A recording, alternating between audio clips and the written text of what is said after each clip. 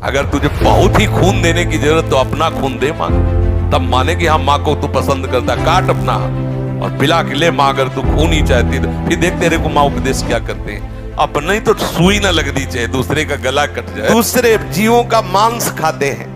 ओ बकरा, ये ऐसे बहुत कोमल बेचारे जीव हैं जो बलहीन हैं।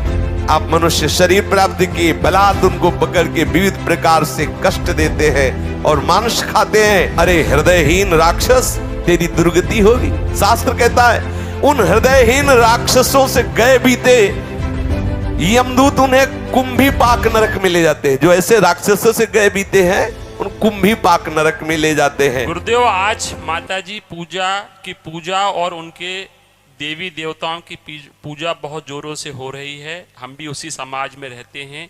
कहीं मोहल्ले की कमेटी में है जहां चंदा लेना पड़ता है, वहां पूजा के नाम पर गलत खर्च होता है। महाराज जी, क्या हम भी उसमें भागीदार होंगे? ना देवी शराब पीती है, ना देवी मांस खाती। वो देवी ही क्या, तुम्हारे घर की स्त्री शराब पिए तो क्या सोचोगे तुम? तुम्हारे घर की स्त्री अगर हत्या का कार्य करे तो क्या कहोगे? वो तो जगत माता है, वो ऐसा कैसे कर सकती है? जिन लोगों की भावनाएं दूषित हो उस बात को नहीं समझ सकते। आपकी बहन बेटी अगर शराब पिए, मां पिए शराब, तो आप कैसा सोचोगे? आपकी क्षमता है बर्दाश्त कर पाओ? आप विचार करो। तो जगत माता अम्बा कैसे पी सकती है? अम्बा कैसे अपने बच्चों की हत्या बर्दाश्त कर सकती है? उसके तो हम सब बच्चे, चाहे हम हो चाहे मुर्गा हो या बकरा हो, सब उसके बच्चे हैं। ये केवल बुद्धि का भ्रम, केवल अपनी वासनाओं का जाल बिछा करके हम देवी की आड़ में ऐसा खेल खेलते हैं। ना कोई आसुरी प्रवृत्ति का कृत्य होना चाहिए, ना किसी को पीड़ा होनी चाहिए कि अरे जबरदस्ती ये लोग आकर के तुम मोहल्ले में रहते हो तुम्हें देना ही, ऐसा शर्त नहीं होना चाहिए। और ये बात नहीं, देवी को कभी ये चीजें भोग ना लगाए। माँ है, आप विचार कीजिए, भला ऐसा हो सकता है? हम तो बार बार प्रश्न कर रहे हैं, तुम्हारे घर में जो तुम्हारी पवित्र भावना से युक्त संबंध वाली पत्नी है, बहन है, माँ है, बेटी है, अगर वो शराब पिए तो कैसा लगेगा? और हमारे जगत की आदर्श जगदम्बा शराब पिएगी? कैसी बात करते हो? अरे वो माँ है, वो पिए। माँ कैसे पिएगी? माँ पिएगी तो बेटा भी पिएंगे, तो फिर शास्त्र है, फिर ये सदाचार। आप सच्चे हृदय से बताओ, यदि आपका लड़का 10-12 वर्ष का हो, स्कूल जाना शुरू किए हो और आप ही शराब पीते हो, आपका ही गिलास लेके शराब डाल रहा हो, आपको कैसा लगेगा? आप जाके थप्पड़ मारोगे, आज से छूना मत। अगर सच्चे पिता हो तो आपको उसी समय आग लग जाएगी कि यार मगर मैं ना पीता होता तो मेरा बच्चा ना।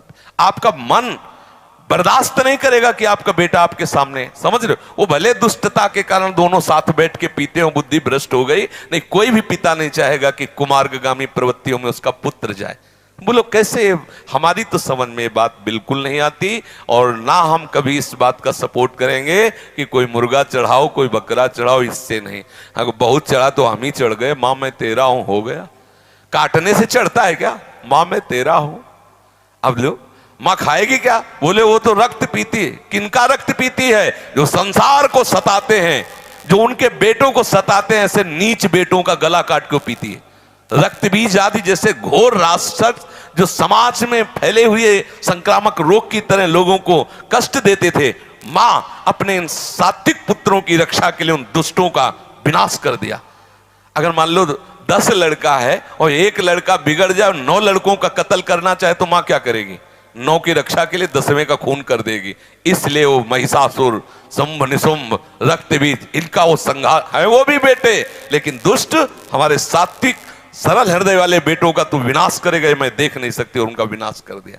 वो ये नहीं चाहती बकरा पकड़ के काट दो, म्याऊं बोले तिरसिया, बोले मां प्रसन्न हो गई। अगर तुझे बहुत ही खून देने की जरूरत तो अपना खून दे मां को, तब माने कि हाँ मां को तू पसंद करता, काट अपना हाथ और पिला के ले मां। अगर तू खून ही चाहती तो फिर देख तेरे को मां उपदेश क्या करते हैं। अपने ही तो सुई ना लगनी चाहिए, दूसरे का गला कट जाए। ये सब बेकार की केवल वासना के खेल हैं, भगवत प्रसन्नता का हेतु नहीं है। जो किसी की भी परवाह नहीं करते, अपने शरीर का पोषण करते हैं, दूसरे जीवों का मांस खाते हैं। ओ बकरा, ये ऐसे बहुत कोमल बेचारे जीव हैं जो बलहीन हैं। आप मनुष्य शरीर प्राप्त किए, बलात् उनको पकड़ के विविध प्रकार से कष्ट देते हैं और मांस खाते। तो वहां भयंकर यमराज के दूत उसी का मांस काट काट के उसको खवाते हैं। यमपुरी में उसी का मांस को उसको नोचते हैं से मांस और उसको पवाते ले आप पा। अच्छा, एक दो दिन की बात है नहीं, ये बहुत लंबा सजा होती है, भोगते रहो। जो अपने पेट पालन के लिए, अपनी जिह्वा के लिए बोले अंडा खाओ, अंडा में कोई पाप नहीं है, सुन लो, खूब गौर से सुन लो, ध्यान से। आखिरकार उस अंडे को रखे रहो तो उसमें जीव निकलेगा कि नहीं निकलेगा? आप देखो, जीव निकलेगा ना। किसी भी अंडे को आप रख दो, वो अपने समय पे फूटेगा, उस पे जीव निकले। जीव है, जो जीव मनुष्य में है वही जीव उन पक्षियों में है, उन पशुओं में है, चींटी में है, उतना ही जीव है। जो उन पशुओं को भूनता है, रांधता है, नष्ट करता है, कैसे कैसे निर्दयी लोग, वो तड़प रहा है जी, उसको आग में ऐसे बांधे हुए है। किसके लिए? इस असेंद्री के लिए। अरे हृदयहीन राक्षस, तेरी दुर्गति होगी। शास्त्र कहता है उन हृदयहीन राक्षसों से गए बीते यमदूत उन्हें कुंभी पाक नरक में ले जाते हैं। जो ऐसे राक्षसों से गए बीते हैं उन कुंभी पाक नरक मिले। और फिर क्या करते जानते हो? खोलते हुए बड़े बड़े कड़ा है, जैसे पकौड़ी उबाली जाती है, उसमें डाल दिया। अब मरना है नहीं, मरना है नहीं, मरना हो तो चलो 2 मिनट में भुन गए ना, खूब खोलो, खेलो। अब हाँ, उसी में आग में, कढ़ाई में जो तेल पड़ा है, खूब खेलो आनंद से। कितने बोले? 1 कल्प तक। अब जलो उसी में। तुम्हें समय दिया गया है। अभी पीछे सत्संग में बोला था कल या परसों कि 70 वर्ष, 80 वर्ष, 90 वर्ष जो चाहो कर लो, लेकिन इसका परिणाम तुम्हें भोगना पड़ेगा। ऐसा मत सोचो। आंख मूंद, कबूतर बिल्ली को दे के आंख मूंद लेता है कि अरे कुछ नहीं बिल्ली, तो बिल्ली छोड़ देगी क्या? वो तो एक ही झपटा में उसे खा जाएगी। ऐसे ही तुम आंख मूंद लोगे, अरे सब शास्त्र ऐसे ही है। ऐसे नहीं है। यहां तो ब्याज में मिलता है कैंसर और ये नाना प्रकार की सड़न गलन, ये ब्याज है। मूल तो यमपुरी में भोगो चल के। जो पाखंडी लोग यहां पाखंड फैलाते हैं और यज्ञ में इससे देवी प्रसन्न होंगी, इससे अमुक प्रसन्न होंगे, बकरा की बलि दो, मुर्गा की बलि दो, ऐसे आदि आदि उदाहरण देते रहते हैं। उनको वैवस्व विशसन नामक नरक में डाला जाता है और वैसे ही बार बार उनकी गर्दन काटी जाती है। ध्यान रखना, किसी भी जीव की हिंसा करने से कोई देवी देवता प्रसन्न नहीं होते। हम उनको देवी देवता ही नहीं मानते जो दूसरों की हत्या से प्रसन्न होते हैं। सामर्थ्य दी गई है दूसरों को सुख पहुंचाने के लिए। जितने भी देवी देवता हैं ये सब जगत का मंगल करने के लिए है, ऐसा मंगल करने के लिए। कुपुत्रो जायते क्वचिदपि कुमाता न भवति। पुत्र तो कुपुत्र सुना गया है, लेकिन मां कुमाता नहीं सुनी गई। जगदम्बा मां है, वो तुम्हारे जैसे भाव वाली नहीं है कि उसके तुम जैसे बच्चे हो। वैसे ही बकरा भी बच्चा है, वो अपने बच्चे की गर्दन कटवा के प्रसन्न होने वाली मां नहीं।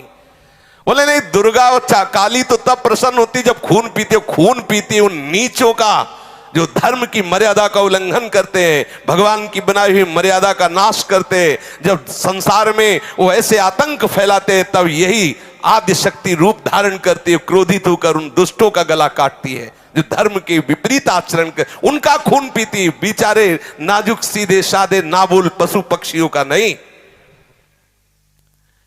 ऐसे पापियों को विभूषण नामक नरक में डाला जाता है, बहुत ही कष्ट दिया जाता है।